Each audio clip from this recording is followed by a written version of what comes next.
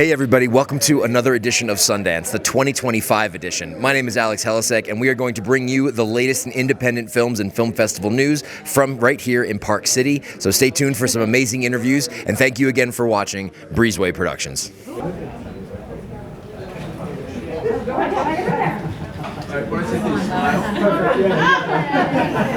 everyone, right here. 1, 2, 3. Well, I really enjoyed how you had the Fahrenheit 451 quotes throughout. Can you share why that book is still really relevant today? Well, it was important for me to have some reference to art and cinema and life and what was happening, but Fahrenheit is the meta story of book banning and of the frightening dystopian reality that we seem to be moving toward, which is shocking. Yes. Thank you so much. Can we get a comment on your recent Oscar nomination that happened the other day?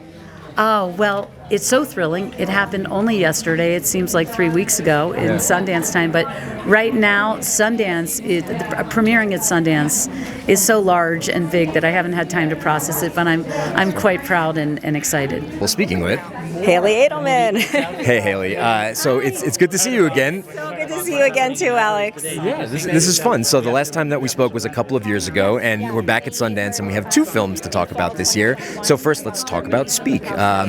What was your involvement in that project? I was blessed to be an executive producer on Speak. Simon Kilmery, the amazing Simon Kilmery, who everybody knows through the IDA and all of his great producer work beyond, came to me and said, hey, you have to check out a little bit of trailer and an idea for this film.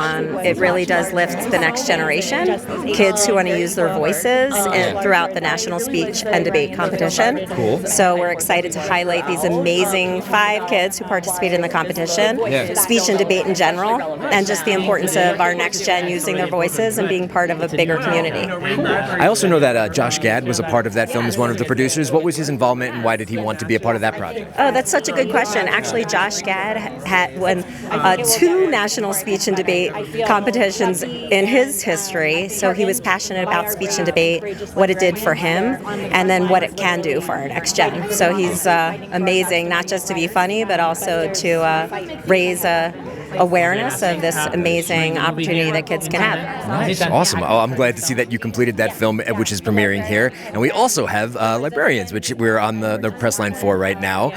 So this subject matter is very serious. It deals with books that are in libraries that people are trying to get out, and that we spoke with some librarians earlier that were getting death threats and that they're really getting a lot of pushback. So tell me, how did you jump into this project? Well, this was an easy project. My background's in education. I was an educator, as you know, Alex, and so I really care, obviously, about both films that are here, about the next gen. Yeah. And with Librarians, I mean, for our education system, like such an important essence of our ed system, our librarians who are bringing books and truth to children to not have the opportunity to do their best work. It's actually maddening. Really, they're offering opportunities for kids to learn more about themselves, about the world around them, which is what we need to connect with each other for a healthy and peaceful world. Right. So to stop librarians from simply offering ideas, viewpoints, it's kind of crazy, and to feel like they're under siege and under fire for being protective of books, knowledge, and kids just doesn't make sense in a democracy, let alone our country. So so happy that they're here and they're brave enough to share their stories despite so much pushback that they've had in this world. They're amazing. How did you get all of them together? Because they're coming from different states. We spoke with some women that were from Texas, another one from Louisiana. Did you reach out to them individually? Did you put out an open call for librarians in need? Or how did you wrangle all of them? I mean, that really was Kim Snyder, and Janique, our great director, producer. Jana also was really instrumental, another producer, and Maria, and really just identifying librarians that were speaking out. It started with 2 of our librarians who really were fighting for freedom, with READ in the word, for our next gen, and really just evolved into many other librarians that were under siege and under pressure. For people that aren't able to see this at Sundance, where can they go to find out more about this film? Oh, that's such a great question. ITVS is our distribution partner, so we're really proud that they're going to be sharing the film, lifting it, and lifting these librarians, not just them as individuals, but also as a collective. active. So let's stand behind our librarians. Well, speaking with, Amanda Jones. I'm Nancy Joe. Suzette Baker. nice to meet you, ladies. Go ahead. That's perfect. Nice to get you all in frame. So tell me a little about the film that's in the festival this year. Well, I haven't actually seen it yet. I haven't either. However, it's going to be about the attacks. It's about the attacks on our libraries and librarians and censorship and attacks on stories and the people that they represent. Okay. So what kind of attacks are going on against librarians now that people may not be aware of?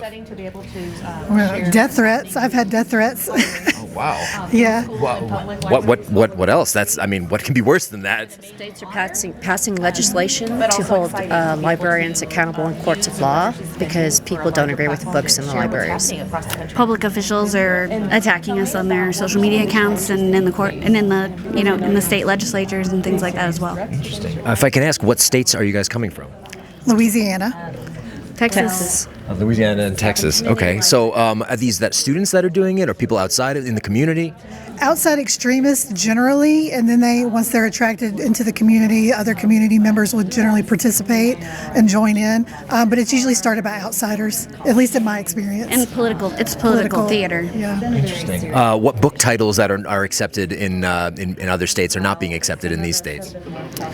Oh, I guess you could go with the top 10 ALA most banned books: Genderqueer, Flamer, The Bluest Eye by Toni Morrison, even Perks books of Being a Wallflower. 13 Reasons Why.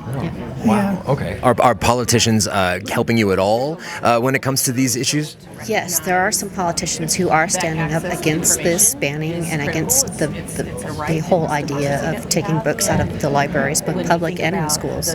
So there are some politicians who are standing up for it, and there are some who are starting to make a lot of waves. And that starts at the local level too. We're talking about city and school district and school system officials, county officials who are standing up in the best ways, but also fighting people in those same positions who are the ones who are trying to remove all of these stories from libraries and information. This is a subject matter that most people may not be aware of. So this film is bringing attention to this matter. For people that want to get involved and help support librarians and keep these books in schools, do you have any organizations that you would like to talk about that are helping support you guys? Yes, PEN America, Every Library, the American Library Association, the National Coalition Against Censorship, Comic League Defense Fund, ACLU. Oh, okay. Yes, That's wonderful. There's a lot. And just show up at your local public library board meetings, to your local school district meetings, those school board meetings. Like, that is honestly the easiest way for most people to get involved. Just show up to a local meeting and support information and stories where you live. Or just download and read the agendas of these meetings. Yeah. And just simply say, okay, I want to see what my school board, my county commissioners, my town is doing. And just download those meetings and see what they're talking about. And if they're talking about schools and books, show up. What state are you guys coming from? We're in Texas. Both in Texas, yes. Okay. So I was curious to know about the titles of the books that you see that people are up in arms against. Cast by Elizabeth Wilkerson. The Project 1619 Project is banned in Texas. Yes. Yeah. So, there's books about around representation of LGBTQ, whether it's authors or just characters. Even topics like health, reproductive health, are a problem. Activism. So. All right. If for people that want to help, what can they do in order to help defend the books that are in the library so that children can continue to read and learn about these important subjects and matters? So showing up really matters. There's an organization called Unite Against Book Bans that has talking points and resources for people. Showing up at school board meetings, writing letters to the editor, checking books out from your library, supporting your school librarian. All of those are ways that people can help.